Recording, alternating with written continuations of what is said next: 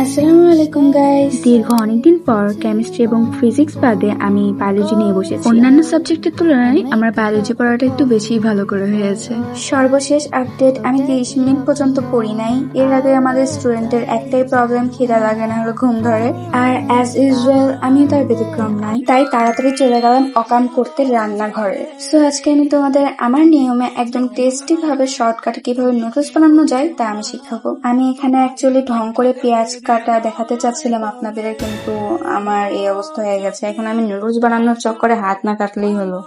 এক দফা কান্নাকাটি করার পর আমি আমার জীবনের প্রবলেমগুলো এভাবে ডাস্টবিনে ফেলে দিচ্ছি। তারপর দিয়ে দিলাম 1 চা চামচ তেল। তেল গরম হয়ে যাওয়ার পর আমি দিয়ে দিলাম আমার কেটে রাখা পেঁয়াজ এবং মরিচগুলো। প্যানে যেভাবে নর্মালি নুডলস রান্না করা হয় এভাবেই আমি রান্না করেছি, জাস্ট প্যানে আমি পানি দিয়েছি আলাদাভাবে এবং নুডলস দিয়ে ওখানে সিদ্ধ করে নিয়েছি। এরপর আমি রান্না শেষে তাড়াতাড়ি রান্নাঘরের চুলায় এগুলো মুছছিলাম, কারণ আম্মু যদি এগুলো দেখে আমাকে সিধা মঙ্গল গ্রহে পাঠিয়ে দিবে। এই তো আমার 5 মিনিটে নুডলস বানানো শেষ। তারপর 1 চামচ মাত্র নিজের বানানো নুডলস খেয়ে আমি পড়তে বসেছি, কারণ আমি বাকি নুডলস খেতে পারিনি।